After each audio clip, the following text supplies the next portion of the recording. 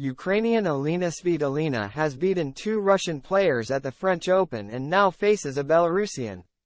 Ukrainian super mum Elena Svitolina will take her fight on her tennis frontline to Belarusian Aryna Sabalenka in the quarter-finals of the French Open on Tuesday. The former world number 3 only returned to action in April after giving birth to her first child in October.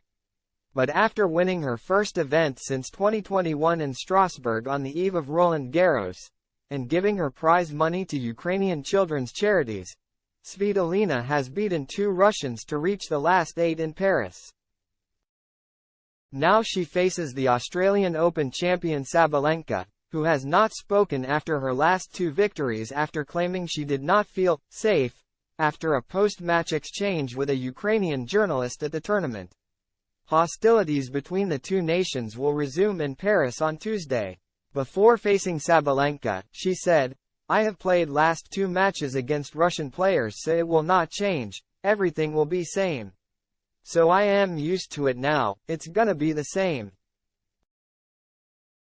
But earlier in the tournament, the world number 192 explained, "For me, when I step on the court, I just try to think about the fighting spirit that all of us Ukrainians have and how Ukrainians are fighting for their values, for their freedom in Ukraine.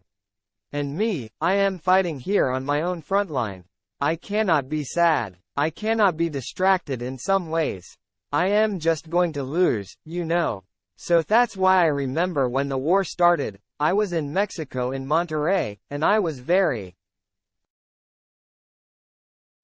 sad. I almost cried when I entered the court. I had, really heaviness in me. Then I thought, you know, now each time I step on the court I am going to go 100% out and give everything because I am here to do something for my country.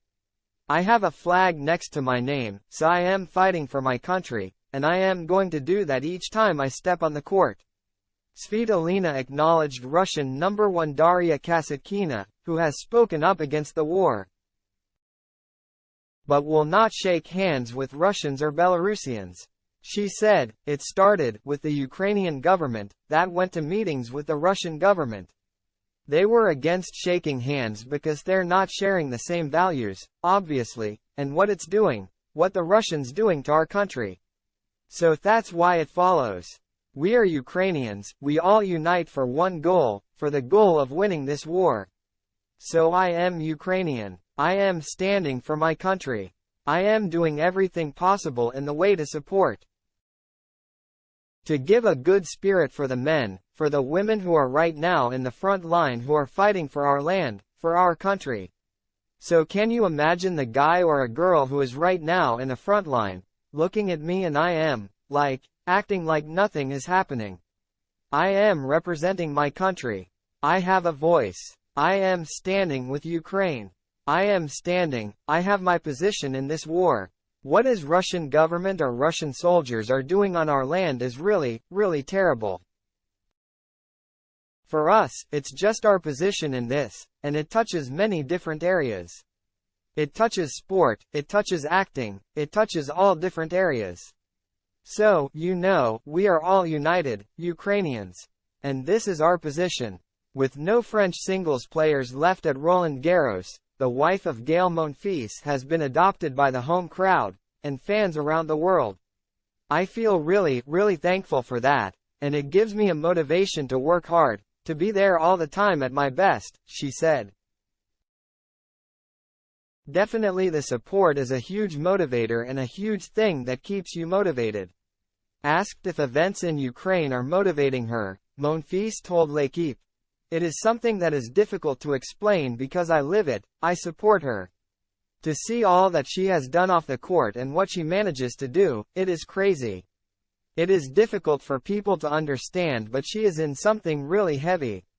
It is in situations like that that you learn even more about your wife. I see someone standing up for their country. Hats off to her." Svitolina has reached the last 8 here 3 times, in 2015, 2017 and 2020 without reaching the semifinals.